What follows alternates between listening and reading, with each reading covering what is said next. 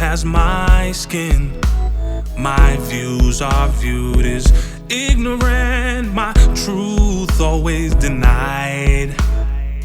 My history is shrouded in a spider web of lies.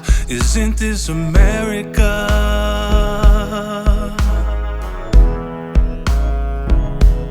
Or is this America all a lie? Of the freedom of speech, somewhere I read. Of the freedom of press, somewhere I read. That the greatness of America is the right to protest far right. How can I pledge allegiance to a country built on lies? Or raise my children to believe they're equal in its eyes?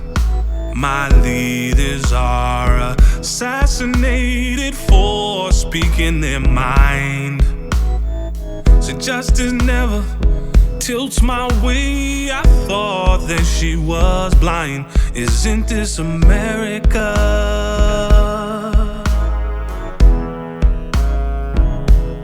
Or is this America all a lie? Well, I don't know what will happen now. We've got some difficult days ahead. But it really doesn't matter with me now, because I've been to the mountaintop. Looking in the rearview mirror, terrified by lights, waiting for these paper laws to play out in my life. But now I lay awaiting death, staring in the sky, killed by those sworn to protect me. What a way to die. Isn't this America?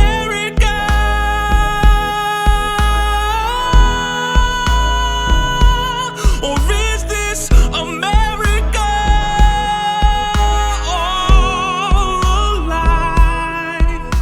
Like anybody, I would like to live a long life. Longevity has its place. But I'm not concerned about that now. I just want to do God's will. And He's allowed me to go up to the mountain. And I've looked over and I've seen the promised land. I may not get there with you, but I want you to know tonight that we as a people will get to the promised land.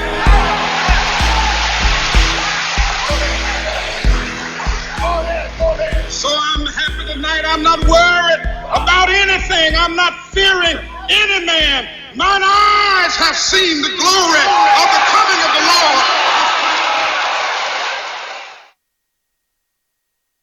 Fearing any man. Kingdom greetings and God's richest blessings be multiplied to you and yours. You're tuned into another segment of Healing Our Land's live, interactive, worldwide broadcast exclusively here on the Boston Praise Radio ONT Network. I'm your host, Pastor Hobbs. Be with you through till 6 p.m. I'm so pleased to be able to have live in the studio my special guest, Sandy Zamor Calixte. Did I say that right? Yes, you did. Oh, thank I'll you. give it to you. Thank God. Who is running for Suffolk County Sheriff, correct? Yes, I am. Welcome. Well, thank you for having me. It is my pleasure. So, this is interesting. I was reading a little bit of your bio, but I'm going to actually ask you to share a little bit of just your background. Who is Sandy Zamor Calixte? Just a little bit of your, whatever you're comfortable sharing. I'm a mother of a BPS student. I'm a wife. I am a daughter of Haitian immigrants, a public safety professional, an advocate for my community, and I reside in Mattapan. For the last 16 years, I've worked at the Suffolk County Sheriff's Department, but I've always been behind the scenes, making it more equitable, transparent, and community-centered. But I realized working behind the scenes didn't allow me to implement the change that was needed for the betterment of the population and the community all the employees at the Suffolk County Sheriff's Department. So I made that tough decision. I thought about it. I spoke with my husband first. And then I went to my sisters and my mom and dad and some my political mentors, and had a few conversations because I was thinking about walking away and getting another job. But I'm extremely passionate about corrections and our community. So I elected to run for the seat. I resigned my position as the Chief of Communications and External Affairs and announced my candidacy in January. Wow. And so I hear you, and it's interesting. So for 16 years, you worked, and what were the various capacities that you worked in? What was your... When I initially started, Sheriff Cabral brought me in. She came into the Sheriff's Department. There was a lot of things going on, and she needed someone that was going to be the face of the department, someone that knew the community, someone that was going to share the department, make it more transparent, and build that bridge between the community and the department. And I started as the coordinator of communication and external affairs, and I oversaw external programs and I oversaw our youth programs. So what I did was grow those programs and create additional programs. Excuse me. When I first started, there was the Choice program, and that's the program where officers would go into the schools and talk to students about peer pressure and bullying.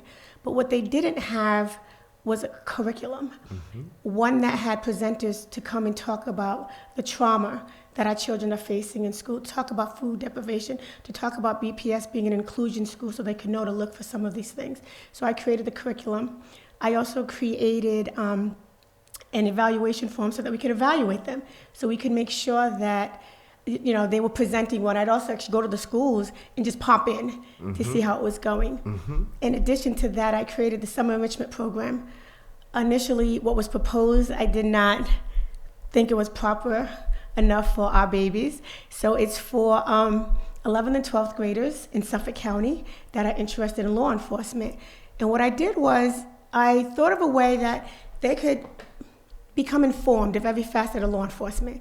So what we did was allow them, they got paid to do this 3 days a week, but they would learn. They would go to the U.S. Marshals, Boston Police Department, State Police, Boston Fire, FBI, U.S. Marshal, all different facets of law enforcement. I wanted them to understand everything that you could do within the criminal justice system.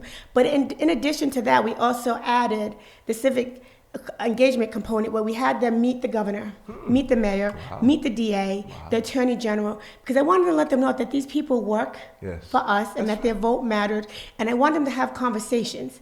And they all had to ask questions too. I told them if they didn't ask questions, they'd have to write what the speech was about, because people were doing this because they cared about them. So it was important that they were paying attention. I also told when we brought our babies to them, and I know they're teenagers, but they're always our babies, I would say feed our babies. Make sure you provide lunch for them when we bring them to you. And so everyone did it. And because it's so important, especially now more so than ever, that our babies are involved when we talk about law enforcement. Because with the way the narrative is going, we're pushing them away from it, the field. And if we don't watch that, we're not going to have them at the table. And in order for us to get the change that we need within policing and law enforcement and the criminal legal system, we need them to be at the table. They're our present and they're definitely our future, and we need to let them know that their voice matters and their vote matters. With that regard, so this is a program that you created, and again, the ages of? It's 11, any Suffolk County student that's going into the 11th or 12th grade. I do believe they recently posted it, and they're actually accepting applications now. So if any student that's interested, it's minimum wage, it's 3 days a week, Monday, Wednesday, Friday. And it allows them, and we drive them around. I made sure, we have 2 vans allocated to us, and they would take them to each location, and it'd be presentation. They'd also learn what's happening at the Sheriff's Department so that they can understand that this is not a place that you want to be. And it also allows you to build relationships with people if you get put into a scenario where you might, have someone's card or someone you can reach out to and talk to, because it's really important to build relationships.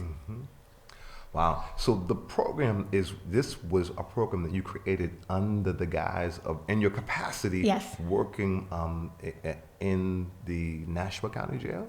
Well, I was the Chief of Communications for the Suffolk County Sheriff's Department. My office was at Nashua Street Jail, but I worked out of both facilities. At one point, I did have an office in both facilities. but I wasn't using it enough, utilizing it enough, so we gave it to somebody else. But it was for the whole sheriff's department. Wow. And so, but it's interesting. So this was not for people who were under the custody, they're at Nashville or South Bay, but people on the outside to be connected to this program. Our youth. It's a program for our youth, yes. So this is a preventative kind of a measure. I would say an educational, informative, and also an opportunity to have them make some money so that they can have some money for the summer, because that's important too. But when you say you also want them to understand this is a place you don't want to be. Exactly. So under that, in that context, you're kind of, I mean, they used to have like the scared straight, so this is kind of totally different, but a mechanism to prevent folks. Exactly. I actually oversaw that program too, but we did it a little differently. So for me, it was more so them hearing the population talk about what got them here and letting them know that you don't want to be here. Because it's real, and sometimes you sit down and talk to some of the men and women, they can't even tell you how they started this journey and how they ended up here. So it's real hard conversations, letting them know that whoever you live with, might be your mom, your dad, your aunt, your uncle, you want to try your best to try and work with that relationship, because you're going to be coming here for someone that's putting in a shift. That's going home at the end of the day. So, but they also saw the programming that was going to be done, that was happening at the Sheriff's Department too. But ultimately, the goal is for them to want to be on the other side of law enforcement and being part of the change that's happening now, so that they can work on, over policing some of the issues that we're having in our community, because we need them there. And to that vein, in that regard, there's a lot of conversation now on the heels of George Floyd's murder and a lot of the abuses that have happened, unfortunately, the cases that are, way too many, but not the norm, I would say. There's many good police officers, community police officers. I know them personally. And so is with this public school system and the notion of not having police presence because we're defunding the police and we need more social workers. And I personally believe we need both. I have to agree with you. I believe we need both. They're equally important, because do we want to wait till something goes wrong for them to interact with the police, or do we want to build on those relationships so they can have those conversations with law enforcement? And I believe we need both. And honestly, I think we need to be asking our children what they want. Maybe do an anonymous survey, send it to the schools, and have them say what they want. If it's just changing the role, the relationships, then work on that. But I believe we need to have both of them. Well, I'm not sure if you're familiar with the Massachusetts Association of Minority Law Enforcement Officers. Yes. Detective Allison's very good friends of ours. In fact, he has a broadcast right here on Boston Praise Radio and TV Network every Saturday. So he's our friend. We have deep relationships with him, and quite candidly, it's he and the people who we know, black and brown and female rank and file police officers and retired officers, who are also experiencing, because of the systems of racism and that when they speak up, when they see stuff, what they're experiencing and the discriminatory practices that they're being the victims of. And so we have deep relationships with them, and as a result of that, when something happens in the community, they're the people who might go to. But unfortunately, in many instances, it seems as though they've been pushed out of, like, that's community policing, right, from my perspective. But many instances, they've been pushed out of the equation. Now, Detective Ellison actually is on one of the seats on the state level because of the new boards and kind of reforming and so forth. But I'm curious, with your perspective, so you're familiar with Mamleo as a sheriff, what would be the relationship that you would have with entities like Mamleo? So our mandate is care, custody, and control of the population when they're in our care. But it doesn't mean the sheriff doesn't have a voice to advocate and walk along with Mamleo. There's also JAGO and many other organizations that you can work with, so we can have conversations about policing, and we can do that together. Talk about that. You mentioned the acronyms, and many people may not be familiar with those acronyms and the entities, but to educate our community with those two. NOBLE is a national organization for black law enforcement executives. And there's a chapter here in Massachusetts, which was recently started up again, I think maybe 2-3 years ago. And I'm actually on the executive board. And then JAGO is the Latino Law enforcement executive. Okay. I don't know the whole they're acronym. So you specific, got but me there. nonetheless, yes. it's And for we work Latino. with them, and we have conversations about policing. We've worked in the school system, all of us together. They all have officers that are committed to the community, just like the sheriff's department, having youth programs, whether it's basketball games, whether it's getting dresses for proms, whether it's being in the school system and talking about the about not wanting to go down that line, and just building relationships. So when we see them in the community, we can talk to them, say hi, hi so-and-so, hi this, and just being able to build and foster those relationships. By the way, for those who are tuned into the broadcast, again, I have Sandy Zamor Calixte, who is running for Suffolk County Sheriff, and we want you to ask your question. Perhaps you have a question for her, and this is a live interactive broadcast. You can call us live on the air at 617-282-0685. That's 617-282-0685. You can also communicate with us on our main webpage, www.bostonpraiseradio.tv. A couple of Jashawn is monitoring that website. And as well as we are also on my personal Facebook page, Franklin Wendell Hobbs. So if you have a question or a comment that you want to convey, that we'll certainly articulate that to our guests. We're so pleased that you would take time to be able to come and to be here. I know that you were on, this is your second time here at Boston Praise Radio and TV Network. Your first time was with Ron Bell. Ron Bell, yes, from Dunk the Boat, our dear friend and brother. And so welcome back again. But we're working aggressively with Ron Bell and other folks to make sure that people are civically engaged. And I would love to hear how, we know that here in Massachusetts, people who are incarcerated are specially qualified. For those who don't know, they are, and that's a designation that they actually do not have to we encourage you to register to vote, but if you happen to miss that deadline, you actually can vote via absentee ballot. And so that's something that I'm working with a whole coalition called the Democracy Behind Bars Coalition, and we challenge, quite candidly, Secretary Galvin to be able to communicate that, because many sheriffs did not know that, unfortunately. So that had to be something written and articulated to every single sheriff throughout the Commonwealth, as well as, quite candidly, the elections departments, because they also did not know that. And I have to say, quite candidly, the former commissioner did not even know that. Right here within the city of Boston, it's interesting because in our process of gathering the registration forms, gathering the absentee ballot applications, and just having a passion for this underserved, marginalized, disenfranchised community being our returning citizens, that disproportionately happen to be Black and brown and poor. And so already disproportionately impacted by everything because of structural systems of oppression. And so understanding that healing our lands, whole thing is about being able to facilitate a state of emergency, what we call healing and empowering movement. And so one of those populations we recognized was returning citizens. And so we were actually very intimate with Nashua County Jail, most recently under our good friend, and I have to give a shout out to Carlos Gouliard. Good brother. So grateful for Cedric Rucker, who is the Director of Social Services at the Suffolk County House of Correction, who also have to give a shout out to, because he and Joanne White and other people whom have been outstanding and affording us access to the Suffolk County House of Correction pre-pandemic, during pandemic, when many people were not even allowing people to come in before, never mind, COVID was a good excuse to be able to say, oh, no, you can't.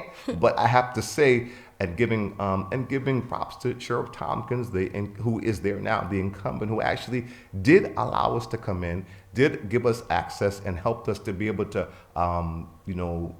go back and forth. We were like the liaison between the Suffolk County House of Correction, the Nashua County Jail, and the Elections Department. So in the process of just going back and forth, God always gives a ram in the bush. There was a young lady, Rakia, who was one of the few Black people in City Hall, who always came to us like, I'm going to make sure you dot every I and cross every T so these don't fall through the cracks.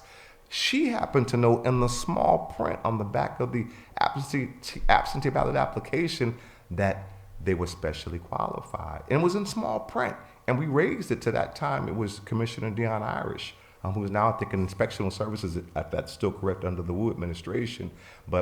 And we went to him and asked him, and he honestly said, you know what? I've never noticed that. And I appreciate his transparency. And he said, let me investigate it. He investigated and said, You're absolutely right. He sat right in that seat here in Boston Praise Radio and TV Network because people didn't believe me.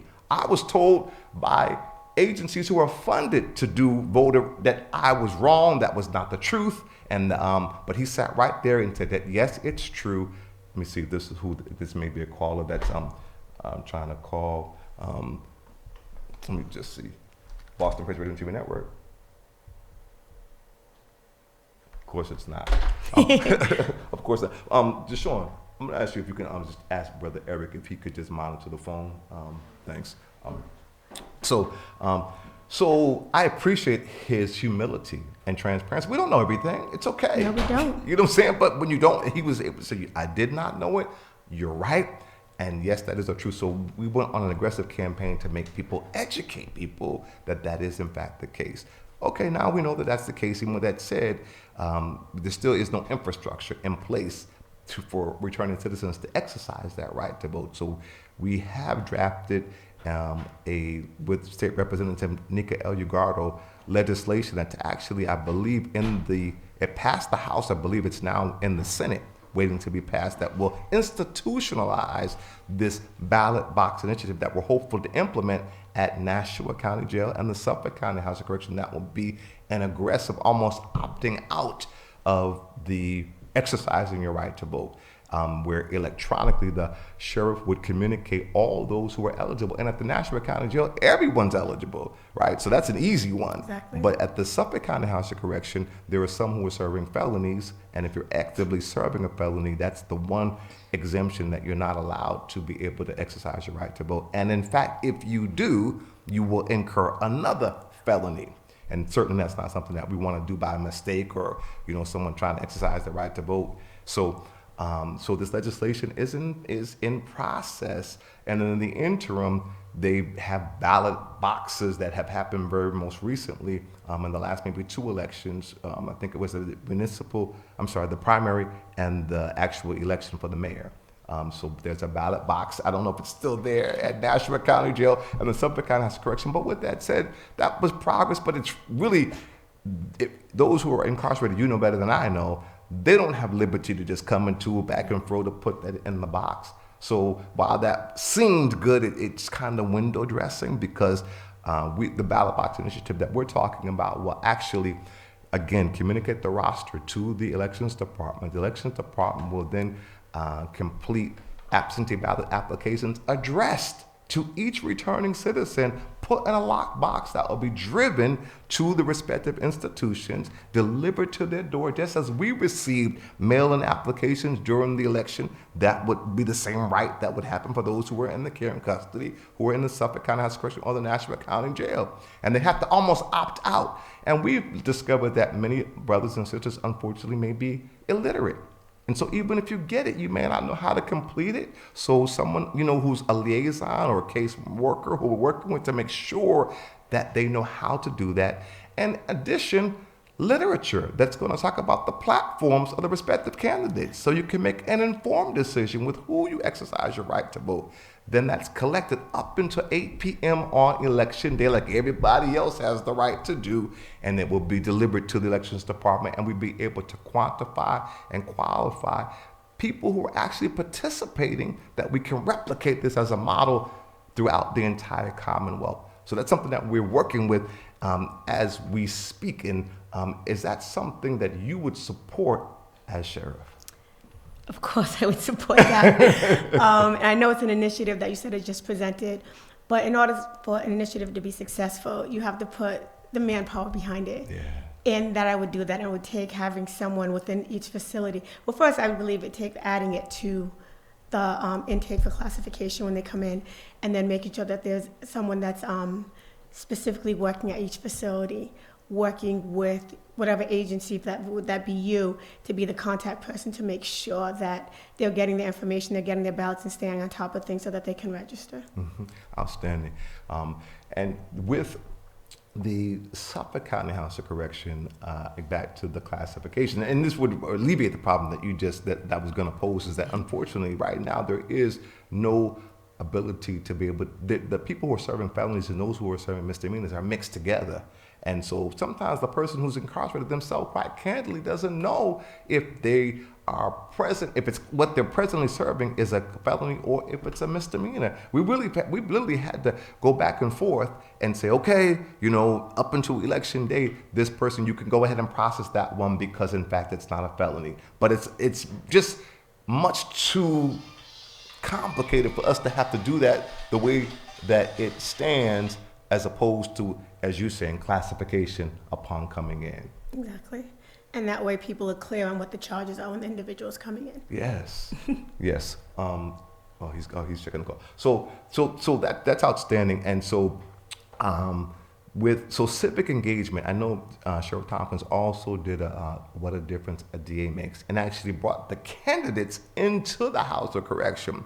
And we know that District Attorney Rachel Rollins she was not the heir apparent, and in fact she is the person who is now our U.S. Attorney. So it's important that I think those kinds of platforms that they're bringing the candidates actually in. It's great to have the literature, but that's just a piece of paper. But to actually engage them and ask their questions and have that kind of a opportunity, would that be something that you would also support? So I would support it, but I'd also expand it because only a limited amount of. Okay. I don't know how it's not here. I'm sorry, go ahead. Only a limited amount of individuals are able to attend. Mm-hmm. Oh, really? Yeah. Hello? Okay. Yeah, only a limited amount of individuals are able to attend the forums.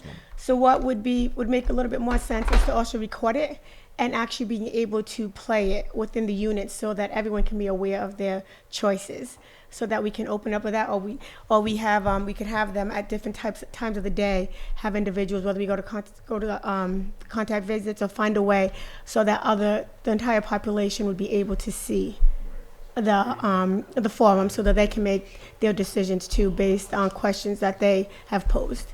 Okay, thank you. We do have a caller. Eric, I had that turned up because I'm on Facebook Live in addition to what's here. Okay, all right. Caller, you're live on the air. Go right ahead. Yes, hello. Sheriff Tompkins has been very high profile in the black community for his tenure as sheriff.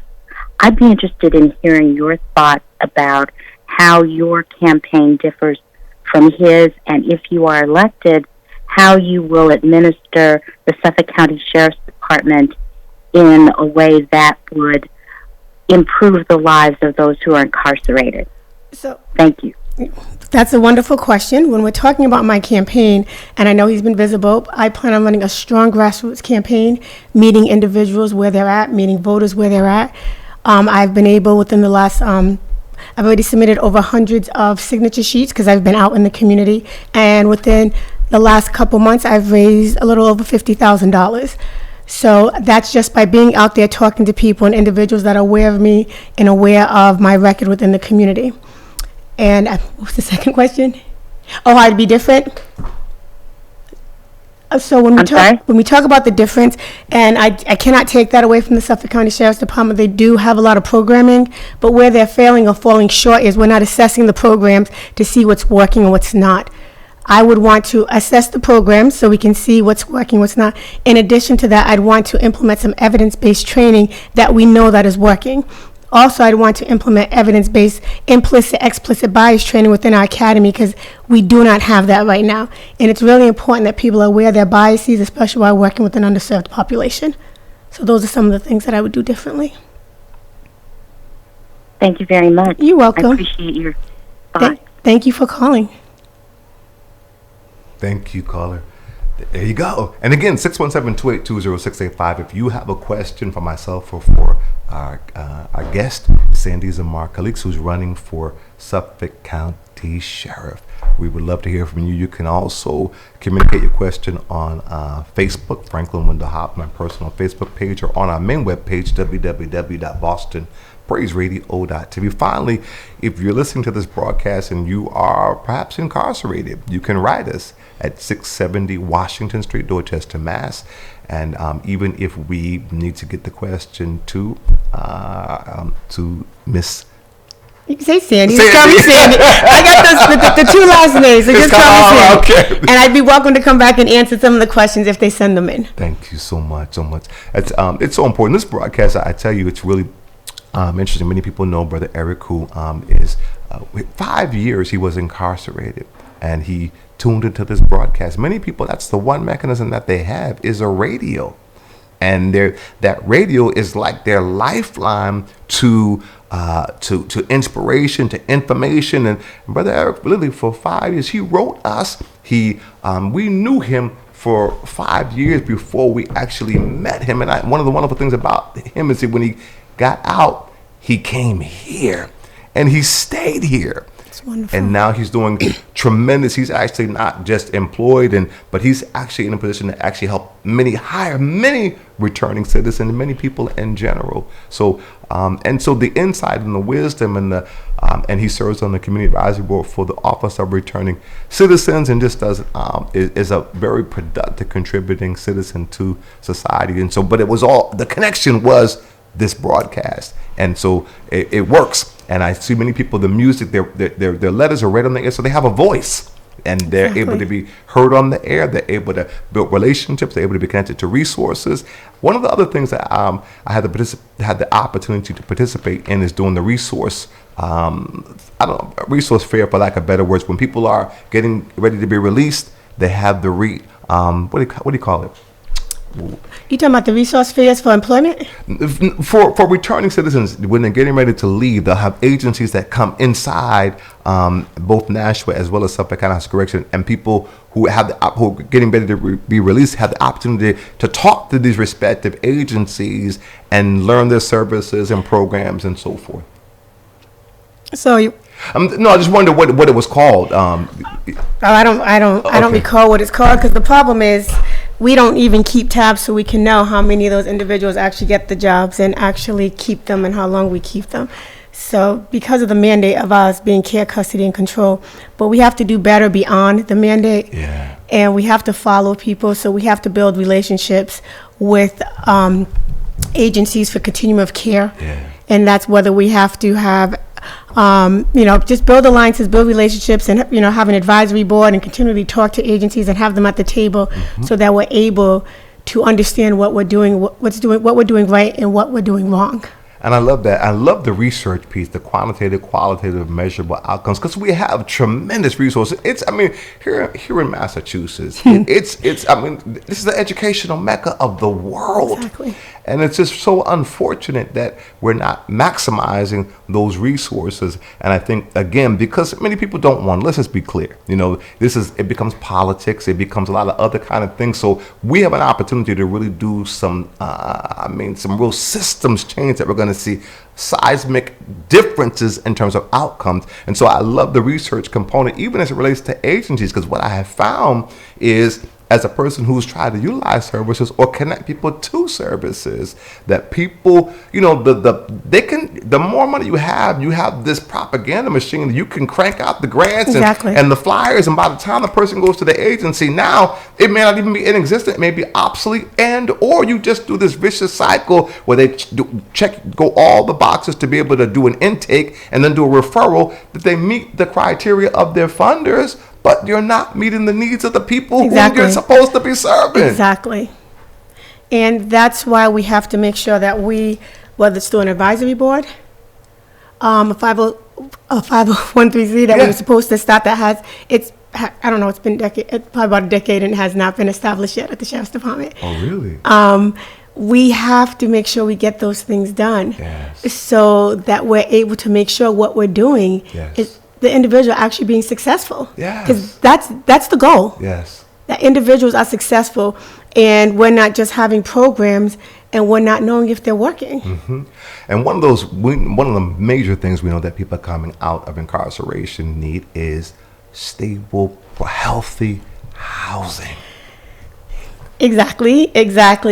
So when you think about how much money, it actually costs about $70,000 to incarcerate someone. Mm-hmm. So when I've started this journey talking to some people, I've heard several times, my tax dollars. Mm-hmm. But I don't think people realize when an individual reoffends, it costs you more money. That's right. So we're better off. Yes. Well, we're better off from the beginning because it costs in Boston $24,000 a year to educate, right? So we're better off educating our babies, right, and making sure that they can go off in this world and be successful and give them the resources before it even comes to that. That's right. So make sure we give them a first chance. Yes. But then when we talk about second chances, Yes. if we do it right and we get it right when we have them the first time, Yes. we don't have to worry about them continually reoffending, Yes. and it ends up costing more money than that. That's right. That's right. That's But right. sometimes people want to look at the immediate money that's going to cost. And that's when we go and we talk about phone calls and be, I don't want my tax dollars paying for phone calls. It is a vital part of their rehabilitation while they're incarcerated to be able to establish and maintain relationships with their families. Yes. The cost of a phone call or a virtual visit should not be the reason why they do not have a relationship with their families. Absolutely. Currently, the Sheriff's Department, they're charging individuals for virtual visits. They have been closed for years due to COVID, due to a pandemic, which is no fault of the population or their families, but they're accruing this burden to maintain a relationship with their families. Wow. That does not make sense, and it's unacceptable. Because if you're incarcerated and you're not maintaining a relationship with your family, how does someone expect you to be successful when you've been away for maybe 11 months or 10 months and you have not maintained a relationship with your family, and then you're just coming out as a stranger and you're supposed to just walk into the house and be successful? Right. Things have changed, and a lot of things change in 10, 11 months. Yes. Yes. And many instances, what we've even found is because of COVID, some people who we have done voter registration or absentee ballot applications have, and because in addition, I'm also a volunteer chaplain, and so I also, when we go there, I don't just register them to vote and do the absentee ballot, but we also connect them to Healing Our Land and ask them quite candidly, do you need prayer? Can we pray for you for some things? And list those kinds of things and give them the opportunity to connect with us beyond just you being civically engaged. And we have found that people have said, my loved one died. My loved one was killed.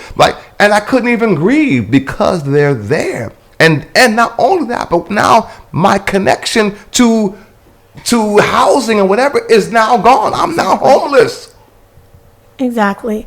And that's why we have to do a better job of leveraging. Let's say the Sheriff's Department with the private and public sector and building those relationships so we know individuals, we can have the direct contact for housing. We have the direct contact for an ID. If someone needs an ID, Yes. you can't get a job without an ID. No. So even if it's just a mass state ID when they leave so they can fill an application, if they get an Yes. interview. But we're a state agency and so are they. So we talk about building that relationship so that we can have a direct person that we can talk to. Because we can do all the coaching and all the talking that we want when you're incarcerated, but if we let you go and you don't have those resources, someplace to live, Yes. you don't have an ID to get a job, and you Right. do not have the funds to do it, Right. how do we expect you to be successful? They cannot be. So what would you do? How would you facilitate? I know State Representative Brandon Fluker Oakley has filed legislation, and we, being Healing Our Land, Brother Eric and myself, we've done the piecemeal. Okay. It costs $25, so we have had sponsors, people who will say, yes, I'll give $25 to help a returning citizen, and they'll write out a money order to the Registry of Motor Vehicles. We will then, Eric will get them, bring them here. We do a little intake because, again, we don't want to just give you that. We want to build relationship with you. And so, but that may be the impetus to the relationship, and so he'll drive them. Maybe they need to gather things like the Social Security card. They got to get their birth certificate. There's things that you need to be able to get, even to be able to get your mass ID. It's about having an individual, the caseworker within the facility, having a relationship or a contract, an MOU with The registered motor vehicles. registered motor vehicles, Yeah. so that whether we're able to get it, whether you have vouchers and people can pay for it, someone can pay for it, fund the $25, but we have the relationship so that we can call over Yes. and we can start the process, because we know it's long, it's lengthy, you have to wait in line, but from a state agency to another state agency, we should be able to work together Absolutely. and make it happen. Absolutely. And then we have your agency who's willing, your organization who's willing to intervene and also help with some of the back and forth. And until we can get it situated, whether it's through legislation or whether it's through programming, Yes. we work together. We start doing it now and not have to wait for legislation to get it done, because we don't know how long that's going to take. I love it. I love it. And with that same thing, with that same vein, the Office of Returning Citizens. And I want to talk about that because, one, I think it's a great program. I understand. Again, I think we don't need to reinvent the wheel, right? you know. Some things already exist and we can just replicate them. And so my understanding is, I'm also part of something called Citizens United for the Rehabilitation of Arlington, which is an international human rights and prison reform movement. And so in that vein, we met some folks who educated us with the origin of the model of the Office of Returning Citizens in Washington, D.C. And that was supposed to be run by a returned citizen. So that you have the passion, you have the empathy, innovation, that you can be able to really leverage that position for folks who are coming in. And quite candidly, you're even able to understand the population and some to recognize some of the game and some of the other kind of stuff real quick. And so that is not the case of the Office of Returning Citizens here. Thank God Marty Walsh did establish it. It does happen. And we worked intimately with who was the assistant, and now he's the interim director, Bob Turner, and we're strongly advocating for him to actually be the director, because he is a returned citizen who has long-term success and recovery as well. Those things kind of intersect, but we're advocating for that, but that's not been solidified, and there is no budget. He has a whole program and a budget attached to that. So what would you support that, him being in that capacity, and what would be your role with the Office of Returning Citizen? So the Office of Returning Citizen falls underneath the city, so that would be Mayor Wu's jurisdiction. I have not worked with I'm sorry. The Wu administration? No, I have not worked with Bob Turner. Yeah, I have not worked with him, so I can't sit here and say that. Okay. I would love the opportunity to sit down and talk to him, meet him, and talk about some of his ideas and things, how he wants to move forward. Okay. And how the Sheriff's Department, how we could play a part in working and advocating. Because I am aware of the fact that they do not have a budget. Big problem. To move and get things done, you need money. Yes. So, yes, I would welcome the opportunity to speak with him. Excellent. And so the other thing is training. There's a gentleman named T. Michael Thomas from the People's Academy, and another gentleman who is Pastor Hutchinson, and he's from Greater Love Tabernacle, and he's a pre-apprenticeship training program. Both are targeted to returning citizens, giving them, there's a building boom happening here in Boston, right? Gentrification's happening, and unfortunately, a lot of those contracts are not by Black and brown folks. We now do have the chief of economics under the Wu administration, who is our good friend, Segun Idowu, who is brilliant, who has said his priority is going to be the communities who have been intentionally blocked out of the process, some of these parcels of land, some of the contracts, and some of the things that we can do to be able to do some real innovation. And so we have a vision of being able to have a coalition that will be able to have these relationship with these respective entities and others that we may not know. But these are two Black entities that we know are doing great work with little resources, that if they had more resources, could be able to train our returning citizens to have a skill set that's going to help them to earn a livable wage. So I say that my husband's a union carpenter. He has been for 20 years now. Mm-hmm. And when we look at the reading and math level of our population, we're talking between 5th grade and 7th grade. Mm-hmm. So what we first have to do is work on the education piece so that they can qualify to get in. And I say that because I had a young man that I was working with, and he wanted to get into the union. He was working with my husband, doing side jobs at my house, a friend of ours. But when it came to him getting into the union, there was the math problem. Mm-hmm. You have to take a test, a math test, fractions and basics, what we would maybe consider basic. And you have to give your transcripts. And when I saw his transcripts, he had 2 D's and all F's. Mm-hmm. And he was promoted. Mm-hmm. And it went through a lot of tutoring. And I'll be honest, I called some programs and they said, well, he has his high school diploma, so we can't help him.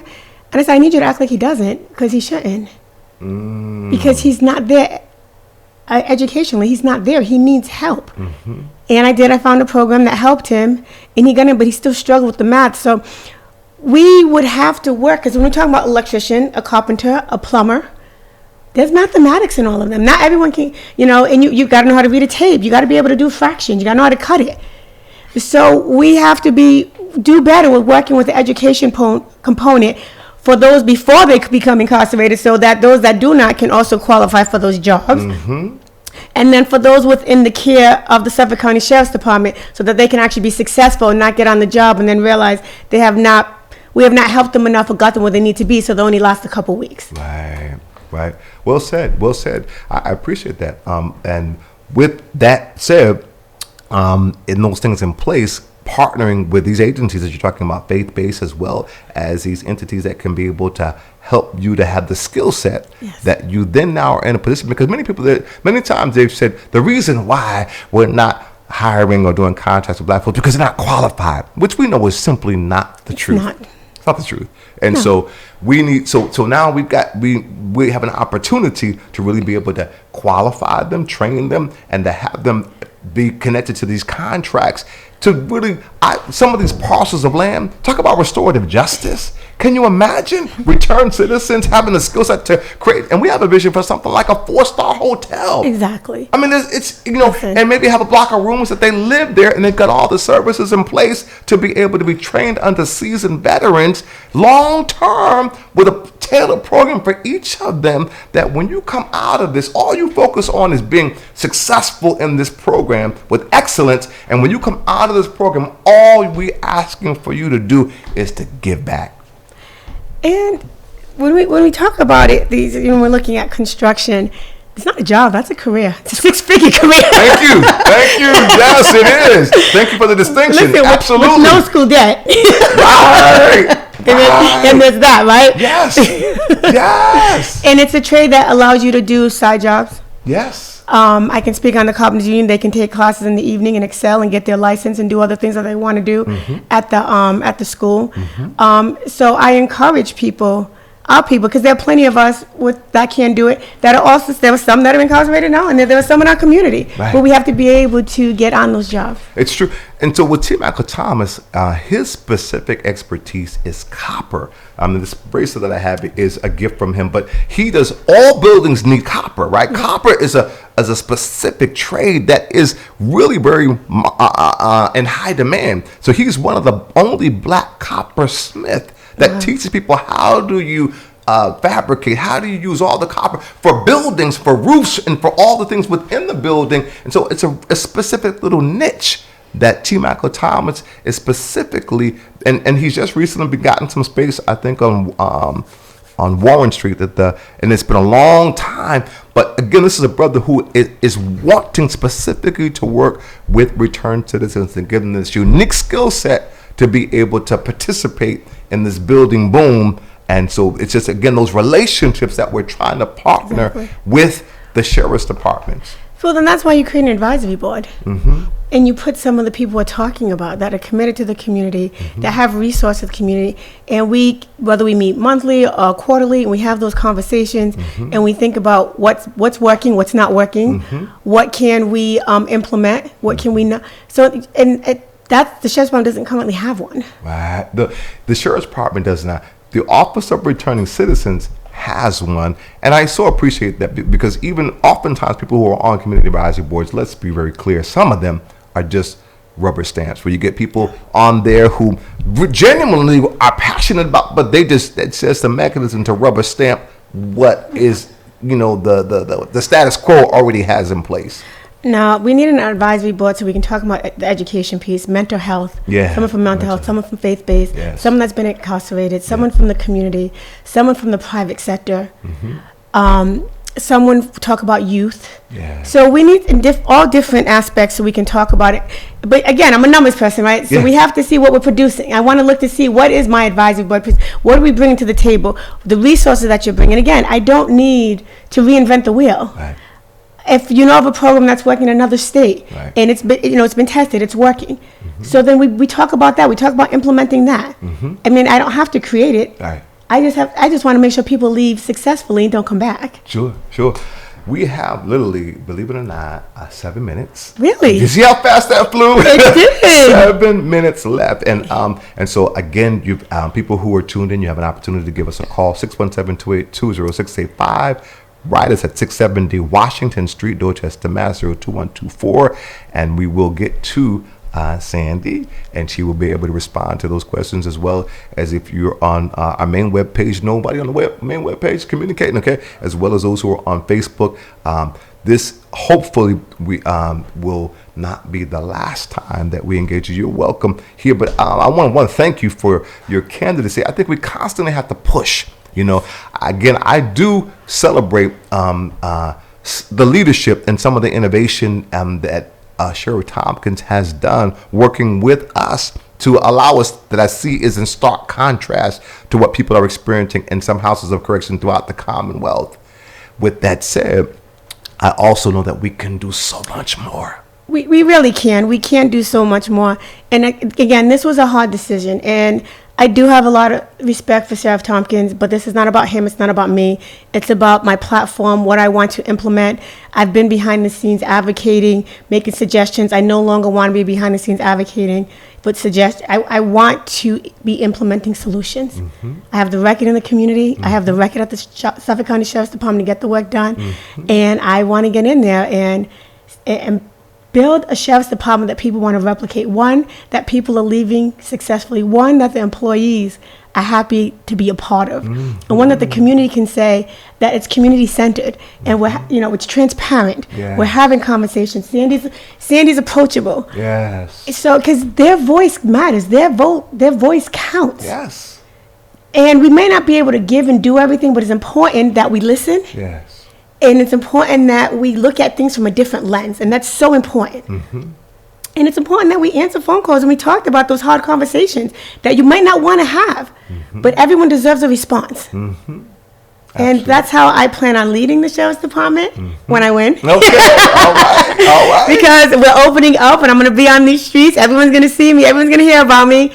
And I will be talking to everybody and anybody one by one. I welcome coming back. Yes. My policies should be coming out soon. Once they come out, we'll send them to you. Please. We could come back and have a conversation about my policies. Yes. And, if you have any suggestions, recommendations, you can send them too.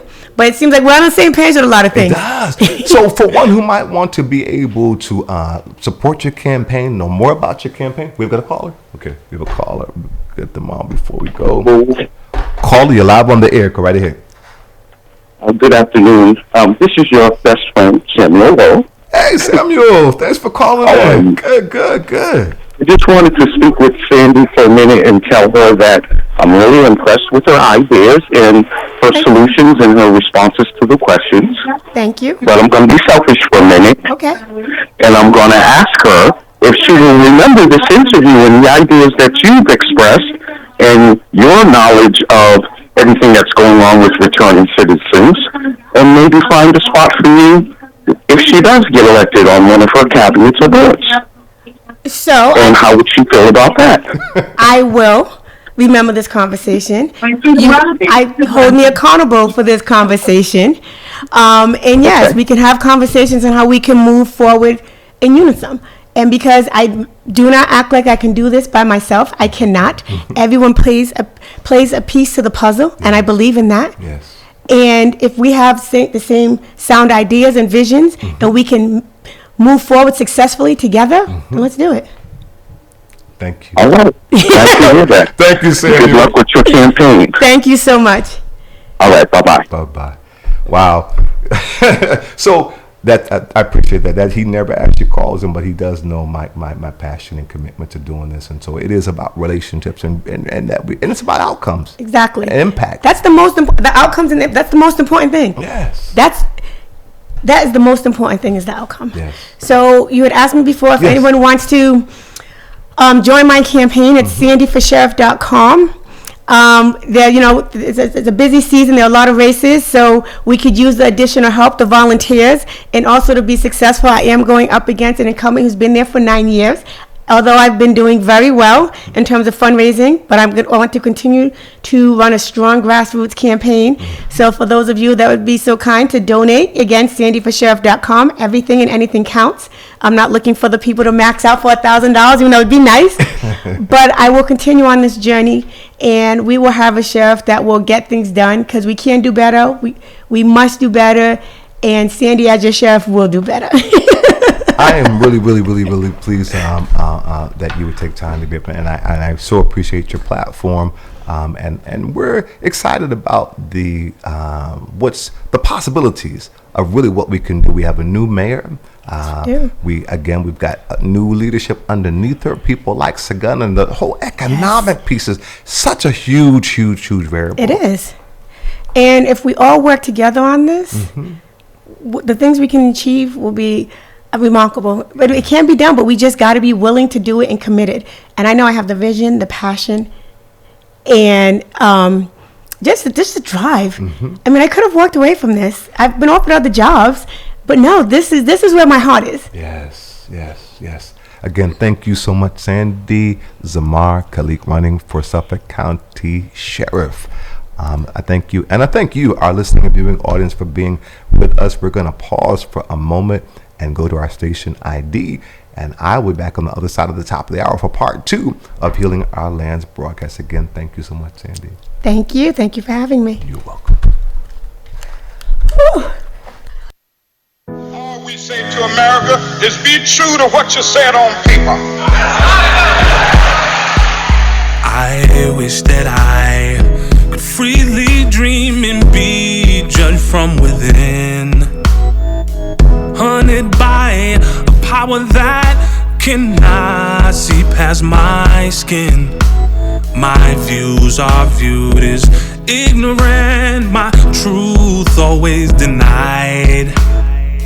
My history is shrouded in a spider web of lies. Isn't this America?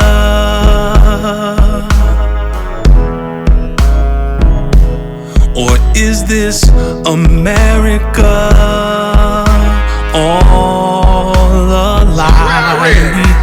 Of the freedom of speech, somewhere I read. Of the freedom of press, somewhere I read that the greatness of America is the right to protest far right. How can I pledge allegiance to a country built on lies, or raise my children to believe they're equal in its eyes? My leaders are assassinated for speaking their mind.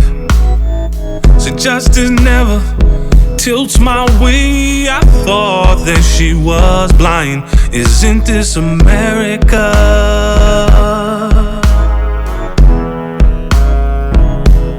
Or is this America all a lie? Well, I don't know what will happen now. We've got some difficult days ahead. But it really doesn't matter with me now, because I've been to the mountaintop. Looking in the rearview mirror, terrified by lights, waiting for these paper laws to play out in my life. But now I lay awaiting death, staring in the sky, killed by those sworn to protect me. What a way to die. Isn't this America?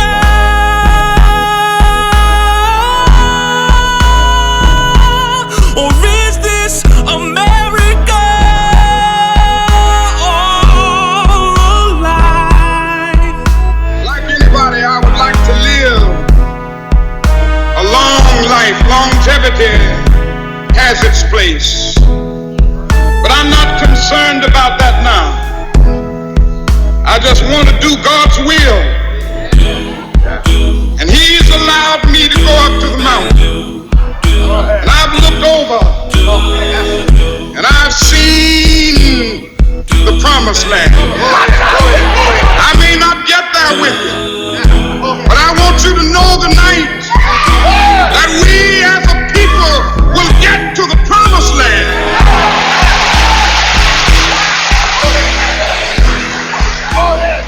So I'm happy tonight. I'm not worried about anything. I'm not fearing any man. Mine eyes have seen the glory of the